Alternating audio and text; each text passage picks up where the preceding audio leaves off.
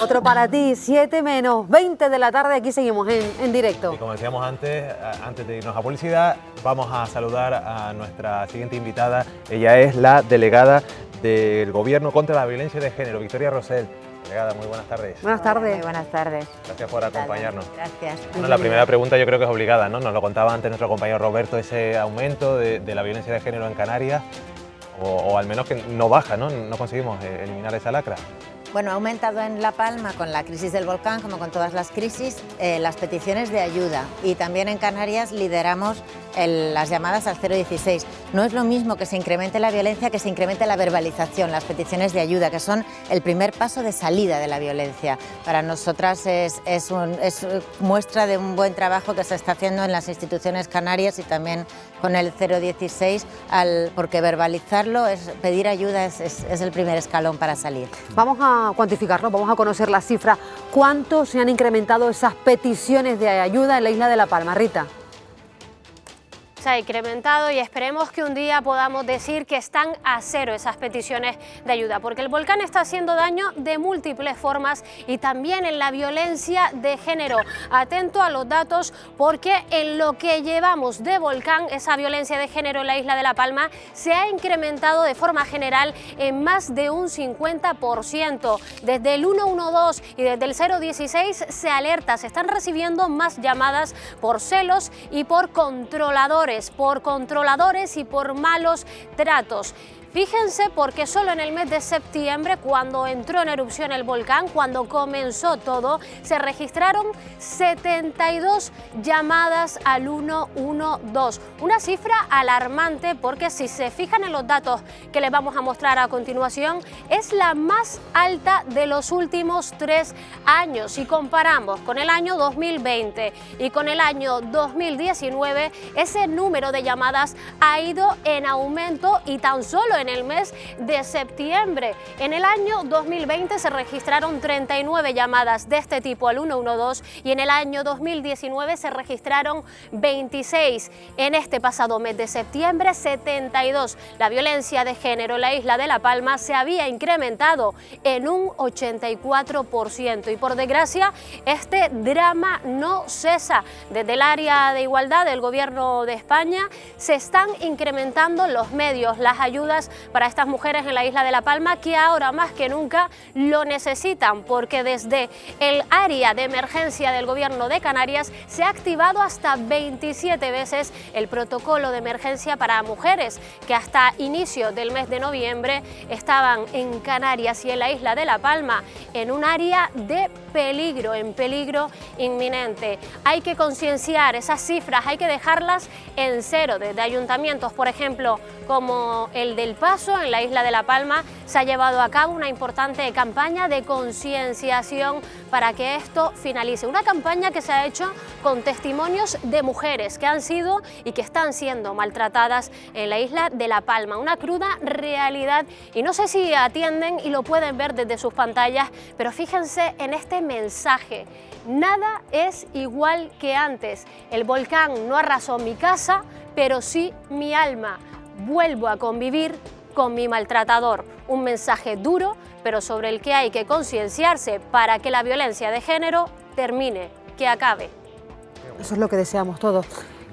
Señora Rosell, ¿estas actitudes violentas se han recrudecido a raíz de la erupción volcánica o han comenzado también por la situación que se está viviendo allí?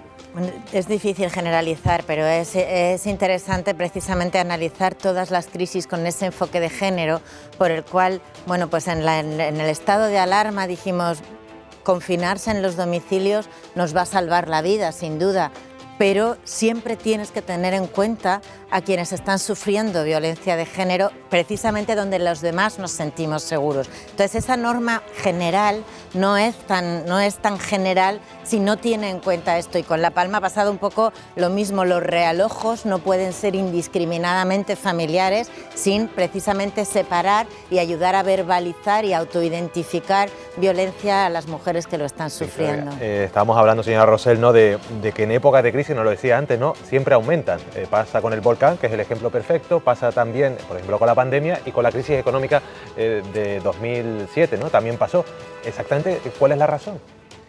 que todas las crisis impactan de una manera muy dura sobre los hombros de las mujeres, y porque hay una pandemia oculta de violencia de género. La OMS ya había definido la violencia de género como un problema de salud pública de dimensiones epidémicas en 2013, y en el caso de, pues por ejemplo, de la pandemia de la COVID-19 fue una pandemia sobre otra pandemia. Entonces pesa más sobre quien ya lleva sobre sus hombros un peso de contención emocional, de sujeción de la propia familia, de protección de los hijos frente al maltratador. Pero los hombres se vuelven más violentos, es la cuestión. Sí, claro, o sea, en realidad en la pandemia fue una violencia de control, no una violencia extrema. Descendieron los asesinatos y la violencia más sangrante, digamos, pero hubo mucha violencia de control. ¿Por qué? Porque un agresor, un maltratador, no necesita golpear si te tiene controlada todo el día, porque su objetivo es controlarte, subordinarte, porque creen que las mujeres debemos estar subordinadas a los hombres. Entonces, creo que se está entendiendo mejor, que la gente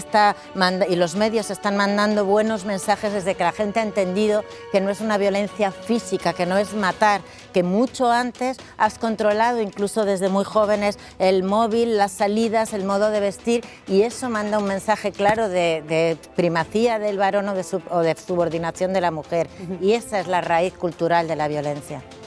El principal problema que estamos teniendo ahora en La Palma para atender a las mujeres que son víctimas de violencia, que no hay personal especializado formado, que no hay recursos alojativos para que esas mujeres que no quieren seguir conviviendo, que se están viendo forzadas a convivir con sus maltratadores, puedan residir en otro lugar en el que se sientan seguras. Claro, en los lugares hay recursos, digamos, proporcionales a la situación habitual y a la población, mujeres mayores de 16 años, etcétera. Entonces, en La Palma, el Gobierno, en los reales decretos extraordinarios de medidas para La Palma, desde que se declaró zona catastrófica, igual que ha habido medidas para el campo, para el turismo, para tantos ámbitos de la vida y la política, acordamos medio millón extraordinario de euros precisamente para un recurso alojativo, porque el que había estaba ya con 5 mujeres y 4 criaturas, si no me equivoco, y además para efectivamente formar con enfoque de género en la detección precoz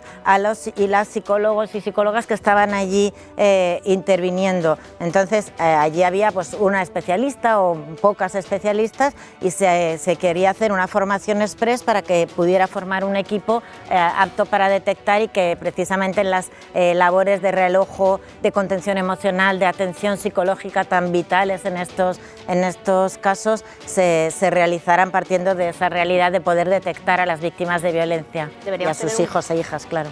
Deberíamos tener un protocolo específico para, digamos, catástrofes, cómo abordarlas desde una perspectiva de género. Nos debería siempre, en todas las políticas pueden mejorar con perspectiva de género. Las políticas de urbanismo, las políticas de emergencias, las políticas de ecologías y de desarrollo sostenible, por supuesto las políticas de justicia, de interior, de exteriores, todas con perspectiva de género serán políticas para el 100% de la población, no para el 50%. Bueno, vamos a recordar el teléfono, si les parece. El teléfono de atención a las víctimas de violencia de género, además no deja rastro en la factura telefónica, es el 016.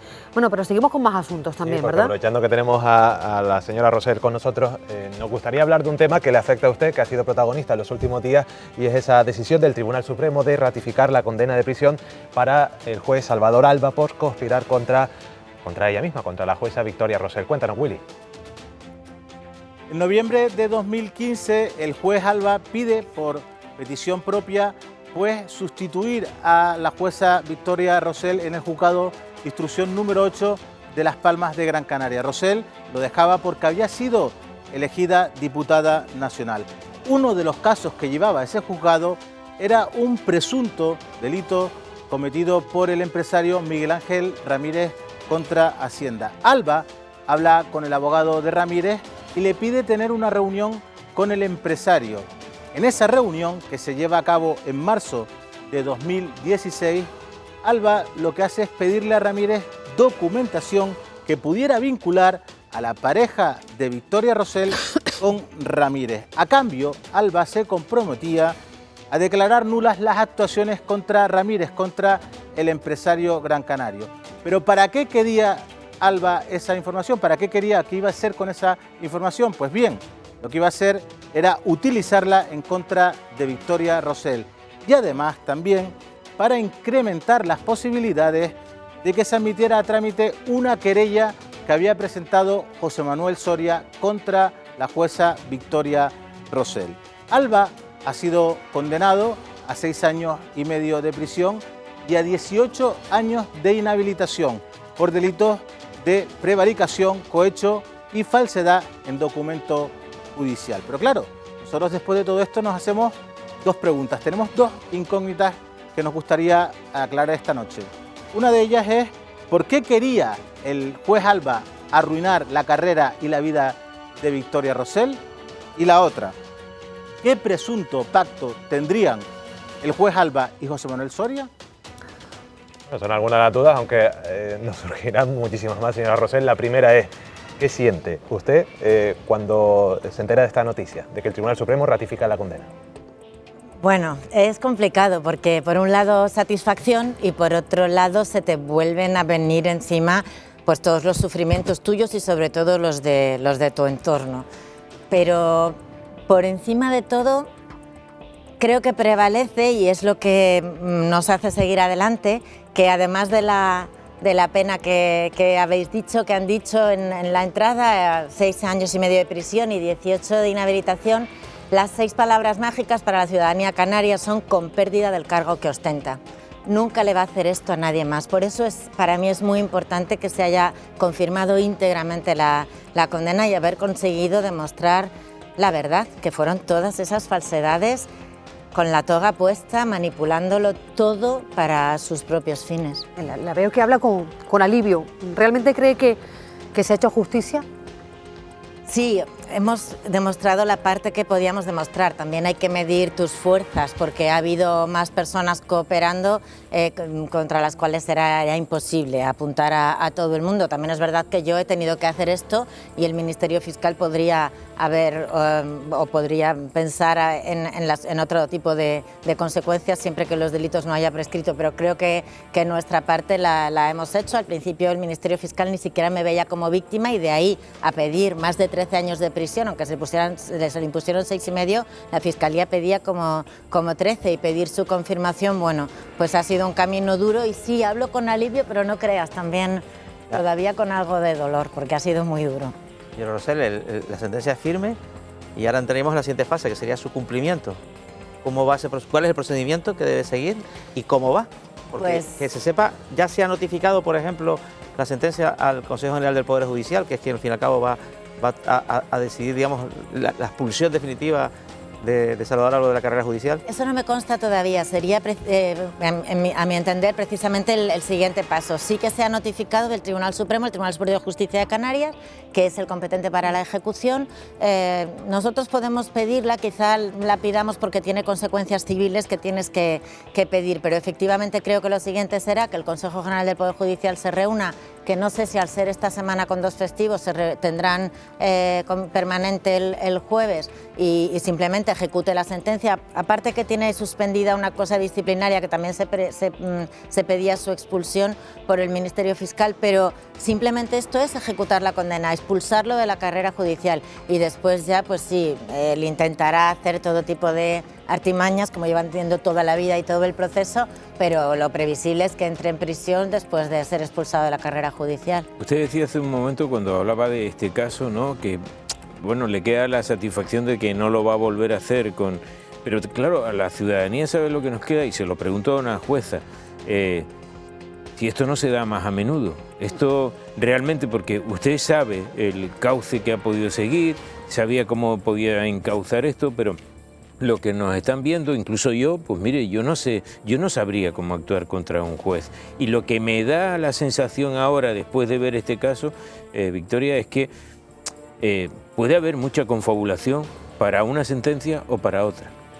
A ver, yo tengo que defender la honestidad de la inmensa mayoría de la carrera judicial, pero también es verdad que el daño que pueden infligir quienes utilizan la toga para sus propios negocios, para ascender Alba siempre llevaba años presumiendo de que contaba con el apoyo de Soria para llegar al Consejo General del Poder Judicial, ni más ni menos, que es donde creía él que iba a estar ahora mismo, y se presentó teniendo la misma antigüedad que yo, es de los últimos de mi promoción, yo de las primeras, pero tiene la misma antigüedad que yo y con poquísima antigüedad se presentó a presidir el Tribunal Superior de Justicia de Canarias, podría ser el presidente.